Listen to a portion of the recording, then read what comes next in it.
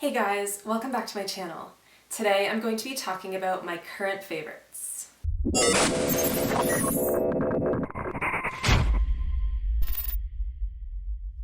It's been a while since I've actually sat down and made a video, but I've been wanting to make this video for a while, so I decided I need to actually get this done, so here we are. So I'm going to be talking about some of my favorite things I've picked up in the past few months, and also like some favorite movies I've seen and things like that.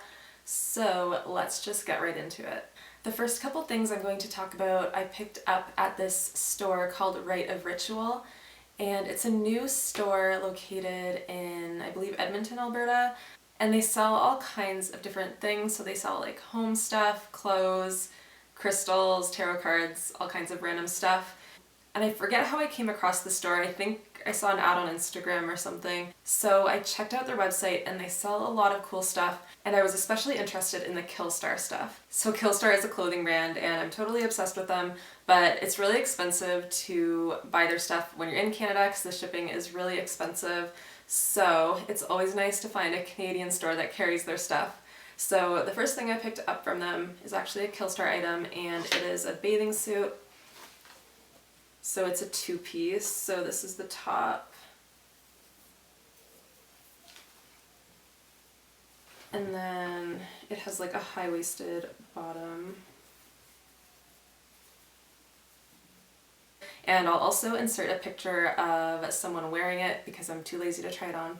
I haven't actually even worn this yet. I keep saying I need to go to the beach, but that has not happened yet, and it's like the end of summer already, so I don't know if that's going to happen, but hopefully I will get a chance to wear this sometime soon because it's really cute. The next thing I picked up is this bat-shaped thing to hang keys on, and this is from the brand Sourpuss Clothing, which I also love their stuff, but once again, their shipping from the States is pretty expensive, so from now on I will be getting my Sourpuss stuff from Rite of Ritual. And I can't remember how much this was. I think the bathing suit was around $50, but I don't think this was too expensive. The next thing I picked up is a candle from Sarah's Soaps and Candles. So I got this candle, it's called Autumn Stroll, and these are 100% soy candles. I ran into her at a market in Toronto, and I've bought some candles from her before and I love them, so I had to pick one up from her. She mostly had summer candles, but she actually took out this fall candle for me, so I had to get it. And it smells so good. It's like cinnamony and amazing. I originally came across Sarah at Frightmare in the Falls, and then she was also at the Spooky Flea Market last year.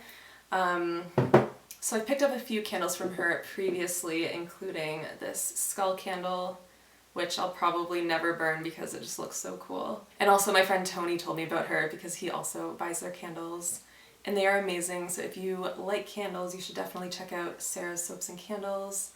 The next thing I want to talk about is actually something that was sent to me by Firmoo Optical.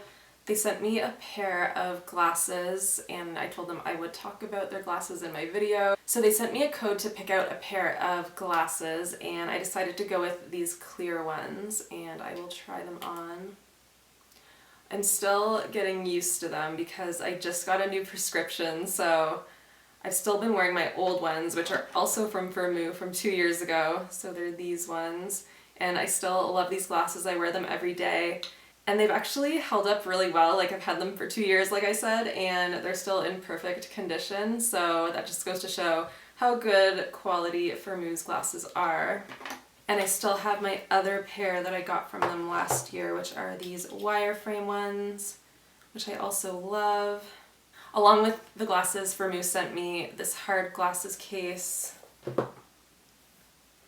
and then this soft glasses case, this glasses cleaning cloth, and then they sent me this glasses tool, I guess if the screws come loose, and then also a whole bunch of little screws for the glasses.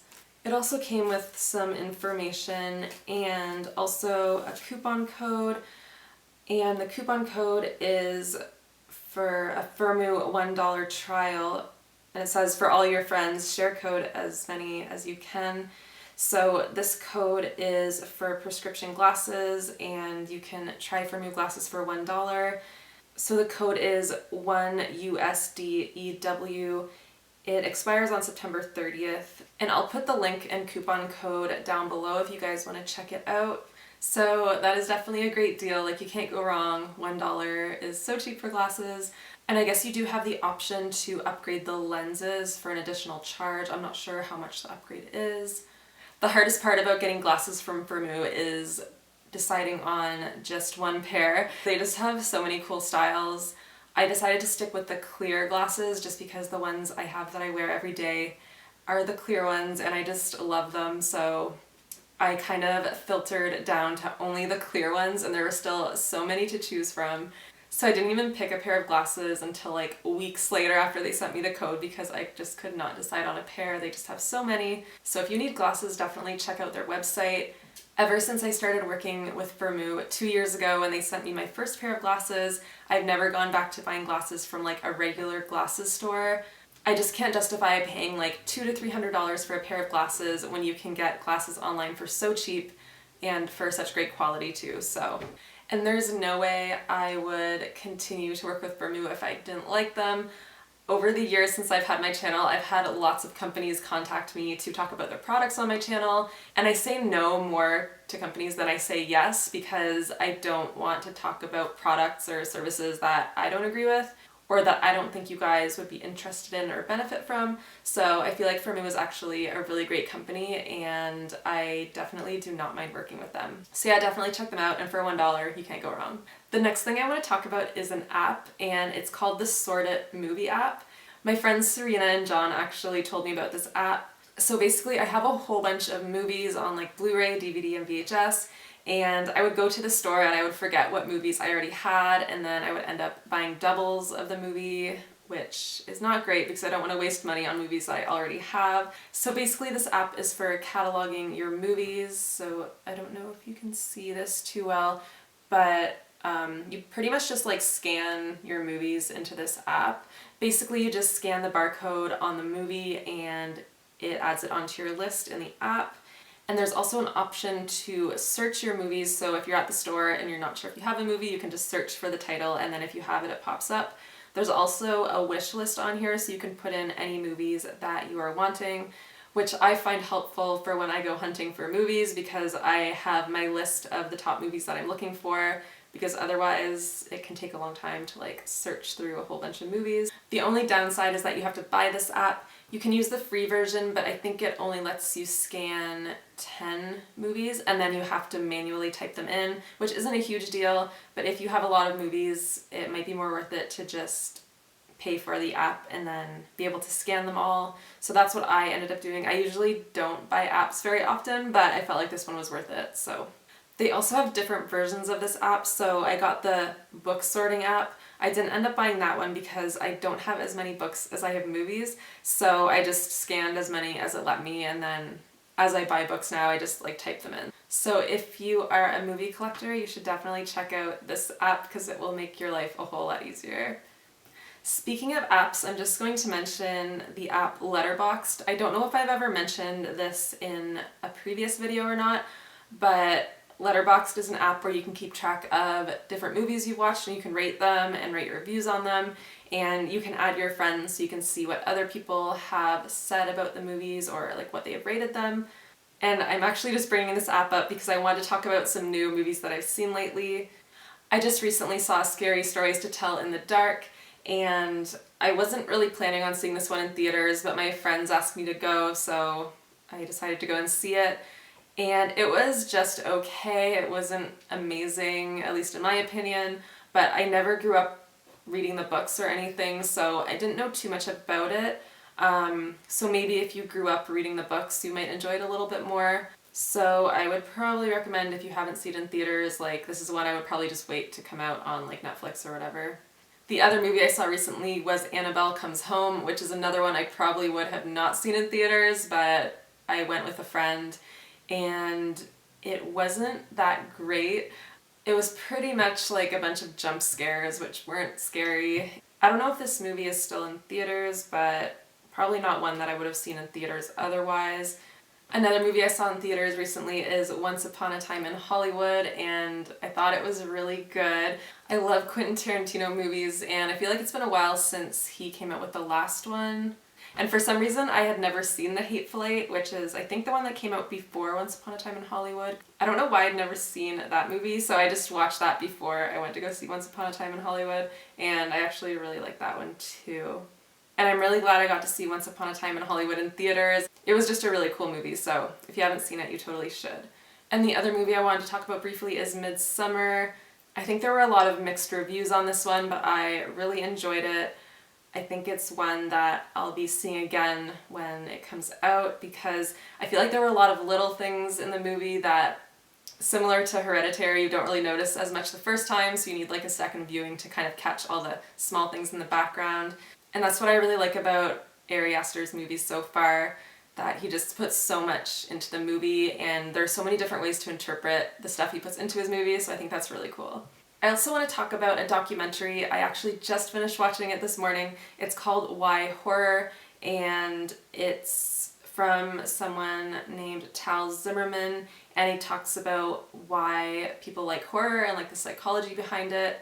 The movie has interviews with George A. Romero, Don Carpenter, the Soska sisters, Eli Roth, and there are a whole bunch of other people in the movie that he talks to. And he goes to different places in the movie, like Japan and England, just talking to different people's experiences in horror. So it's a pretty cool movie. I mean, it's nothing super groundbreaking or anything, but it was still an interesting watch. So if you haven't seen it, it's on Shudder, so definitely check that out. The next thing I want to talk about is a couple podcasts I've been loving. So the first one is called My Favorite Murder, and it is a true crime comedy podcast, and their slogan is "Stay sexy and don't get murdered." So on each episode, the hosts Georgia and Karen talk about true crime stories. They talk a lot about like just trusting your gut if you're in a weird situation, and don't worry about being nice if you're feeling weird, like just trust your gut and be safe, basically. And they also do some mini-sodes where people write in their stories of different things that have happened to them, so those are also really interesting to hear about. It was originally recommended to me by a friend, and I've been loving it ever since. The other podcast I've been loving is the Say You Love Satan podcast, and they are an 80s horror podcast, so they mostly review 80s horror movies. They have had some movies they talk about that are not in the 80s, but it is mostly 80s horror movies, which I am super into, and they are also hilarious. I love listening to this podcast. I'll just be sitting in my car driving and just like laughing, and I'm sure people that drive by me think I'm like totally crazy, but that is okay. So if you like 80s horror movies, check out the Say You Love Satan podcast. I have a few events coming up that I'm really looking forward to. I'm going to Frightmare in the Falls at the end of October in Niagara Falls, Canada, and then I might be going to Horrorama in Toronto in November. There's also this Oddity and Horror Expo going on in Toronto in October, so hopefully I'll be able to make it to that one too. So those are all of my current favorites. Make sure to like this video and leave any comments down below. Thanks so much for watching. I hope you guys enjoyed this video, and I'll see you in my next one.